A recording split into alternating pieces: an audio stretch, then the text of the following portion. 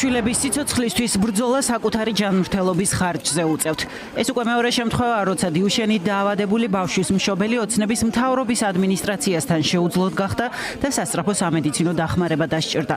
ბრძოლას მაინც არ წყვეტენ და ამბობენ, რომ ყველაფრის ხარჯზე დაიცავენ საკუთარი შვილების ჯანმრთელობის უფლებას. არ უნდათ გადახდა ფული, სწორე როგორ არიციან, ძალიან კარგად იციან, რომ წამალი არსებობს და ვიხოცავენ ბავშვებს, გადაარჩინეთ ბავშვები, ხალხო, გამოდით ხალხო, რას ხედავთ ამან მშობლებსაც და შვილებსაც ერთად ხოცავენ. ნუ დარჩებით სახლში, თორე თქვენც არავინ დაგინდობ. ბავშვები ხო გაწირა და არ უნდა რომ მოხდეს. ეხა მშობლებსაც ხოცავს აქვე.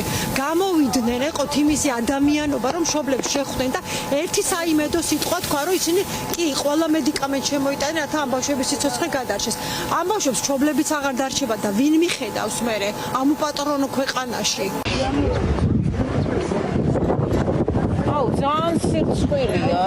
მანამდე კი საპროტესტო ბანერიც რეჟიმმა იმ სიაში შეიტანა, რისი მიტანის უფლებასაც დიუშენით დაავადებული ბავშვების მშობლებს არ აძლევს. ბანერზე მხოლოდ მოთხოვნა ეწერა, რაც ბავშვებისთვის აუცილებელი მედიკამენტის შესყიდვას გულისხმობს. მშობლებს, რომელიც ოცნების მთავრობის ადმინისტრაციასთან უკვე ერთი კვირაა უწყვეტად ათენებენ ღამეებს, გაუსაძლის პირობებში უწევთ ყოფნა. კარვებისა და სხვა ატრიბუტიკის მიტანის აკრძალვასთან ერთად ოცნების პოლიცია ახლა მათ მიმდებარე ობიექტებში საპირფარეშოების გამოყენებასაც უკრძალავს. მაგრამ საკუთარი შვილების სიცოცხლის გახანგრძლივება მშობლებისთვის გაცილებით პრინციპული საკითხია. ამიტომ პროტესტის კიდევ უფრო გაძლიერებას აანონსებენ. შეზღუდვები არის გადაადგილებაზე, გვამოწმებენ ვინ ვართ, რატომ ამოვდივართ, გვიზღუდავენ საპირფარეშოებში გადაადგილებას, აქ სიახლოვე სასტუმრო იქნება, კაფე იქნება თუ ასე შემდეგ. პლედების და ღამით რომ მოვიფაროთ უბრალოდ არ შეგვწივდეს და რაღაცნაირად რომ ერთმანეთი გავამხნევოთ, ამისთვის პლედების ამოტანასაც გვიზღუდავენ, მაგრამ არანაირად არ გავწყდებით. ჩვენ ვართ დედები, რომლებიც საკუთარი შვილების სიცოცხლის გადასარჩენად იბრძვიან და ბოლო წუთამდე, ბოლო ამოსუნთქვამდე ვიბრძოლებთ და ვიქნებით აქ. პროტესტის შეზღუდვა არ არის ერთადერთი, რითაც ოცნების ხელისუფლება სასიკვდილო სენით დაავადებული ბავშვების მშობლებს ებრძვის. აქტიურ ინსტრუმენტად რეჟიმი პროპაგანდასაც იყენებს. ოცნება ცდილობს საზიანოდ წარმოაჩინოს მედიკამენტები, რომლებითაც დიუშენით დაავადებულ ბავშვებს უკვე ევროპის ქვეყნებსა და შეერთებულ შტატებშიც მკურნალობენ. ინფორმაცია მშობლებს ამ მედიკამენტებზე ზედმიწევნით აქვთ შესწავლილი.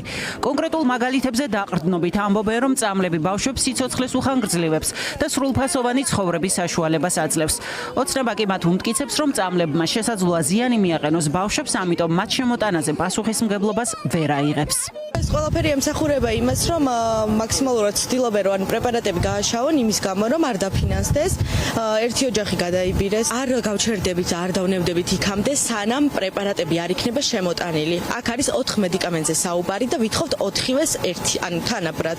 ყველაზე მცირე, რაც მშობლების მოთხოვნებიდან ოცნებამ შეასრულა მულტიდისციპლინური გუნდის შექმნა. მასში სხვადასხვა პროფილის ექიმები შედიან, რომლებმაც დაავადებული ბავშვების მდგომარეობა უნდა შეისწავლონ. ამ გუნდის შექმნას წელიწად ნახევარზე მეტი აითხოვენ, მაგრამ ოცნების ჯანდაცვის სამინისტრო მის მხოლოდ აქტიური პროტესტის დაწყების შემდეგ შეასრულა. მშობლებს კი ახლა არც ამ გუნდის საქმიანობიდან აქვთ პოზიტიური მოლოდინი, იმიტომ რომ გადარჩენის ერთადერთ გზად ისინი მედიკამენტებს ხედავენ. რატომ დასჭირდათ გამოსვლა გარეთ მშობლების, რომ გუნდი შეექმნათ? სად იყვნენ აქამდე? 2 წელია ვითხოვთ მშობლები გუნდის შექმნას და დღეს, როდესაც გარეთ გამოვედით, მეორე დღეს შეკრიბეს ეს გუნდი?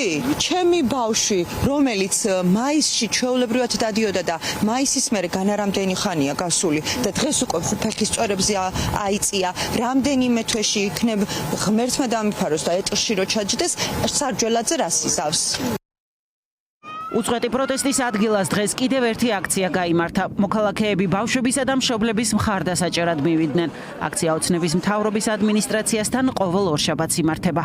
მგონია, რომ ეს სოლიდარობის აქტი კიდევ უფრო მეტად უნდა გავრცელდეს საზოგადოებაში და ამისთვის მიხარია, რომ სხვადასხვა ადამიანები, სხვადასხვა ცნობილი პირები არიან ჩართულები და პერიოდულ განცხადებებს აკეთებენ და მართლა სენსიტიური თემაა და რაღაცნაირად უნდა შევაწუხოთ მინიმუმ სახელმწიფოს მესვეურები. ხვდებით იგნორირებას ხელისუფლების მხრიდან და სამწუხაროდ დიდწილად საზოგადოების მხრიდან. ეს არის ყველაზე დამაფიქრებელი და ყველაზე ტრაგიკული მთელ ამ ამბავში, რომ აქ თქვენ ხედავთ იმ ადამიანებს, ვინც ამ პროტესტში ძირითადად ჩართული და ვისაც ალბათ ხედავთ როგორც მინიმუმ მარშებზე რუსთავის გამზირზე და მშობლებთან საუბარზე ოცნების მთავრობა უარს ამბობს, თუმცა კითხვებზე პასუხების გაცემა ოცნების ჯანდაცვის მინისტრს მომავალ კვირაში მაინც მოუწევს.